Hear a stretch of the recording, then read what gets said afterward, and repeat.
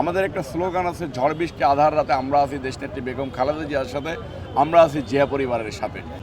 এইবারের সমাবেশটা আমি কিছুদিন আগে বলেছিলাম যে ঢাকা শহরে বিএনপি সমাবেশ করার মতো জায়গা খুব কম।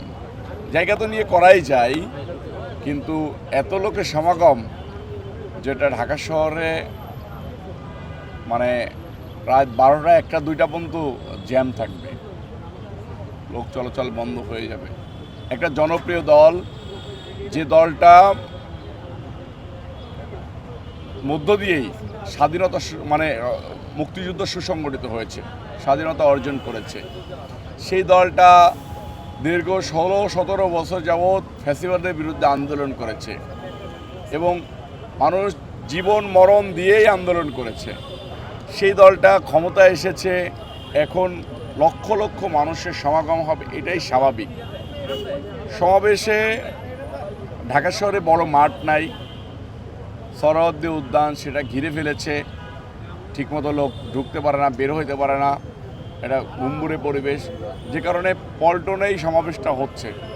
তো পল্টনে আপনি যদি বলেন যে এই পাশে প্রধান বিচারপতির বাসা এবং মৎস্য ভবন মোড়, এই পাশে আপনার মতিঝিলের শাপলা চত্বর ছাড়িয়ে যাওয়ার পসিবিলিটি বেশি। লোকে লোকারণ্য থাকবে, আবহাওয়া যদি ভালো থাকে তাও থাকবে, আবহাওয়া যদি খারাপ থাকে তাও থাকবে। আমাদের একটা স্লোগান আছে, ঝড় বৃষ্টি আধার রাতে আমরা আছি দেশনেত্রী বেগম খালেদা জিয়ার সাথে, আমরা আছি জিয়া পরিবারের সাথে। আমাদের সৈনিকদেরকে কোনো প্রতিকূল পরিস্থিতি থামিয়ে রাখতে পারে না।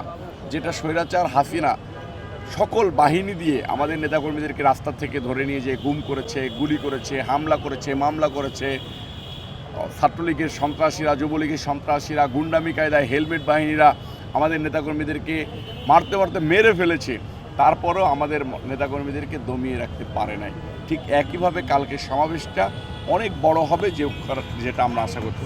সারা বাংলাদেশের মানুষকে তো ডাকা হয়নি এখানে শ্রমিক সমাবেশে যারা আমরা সকলেই শ্রমিক, আমরা স্বতঃস্ফূর্তভাবে অংশগ্রহণ করব। আমরা আসব এখানে, শ্রমিক দলের সমাবেশ, শ্রমিকরাই বেশি থাকবে। আমরাও যেহেতু শ্রমিক, আমাদের প্রিয় নেতা জনাব তারেক রহমান সাহেব দেশের প্রধানমন্ত্রী হয়েছেন, প্রথম প্রোগ্রাম, প্রথম সমাবেশ, আমরা এখানে আসব। এখানে কোনো বাধা বিপত্তি আমাদেরকে ঠেকিয়ে রাখতে পারে নাই, আগেও পারে নাই, এখন তো প্রশ্নই আসে না। তো এই সমাবেশ হবে স্মরণকালের সমাবেশ ইনশাল্লাহ। ধন্যবাদ। বিএনপি সরকার গঠনের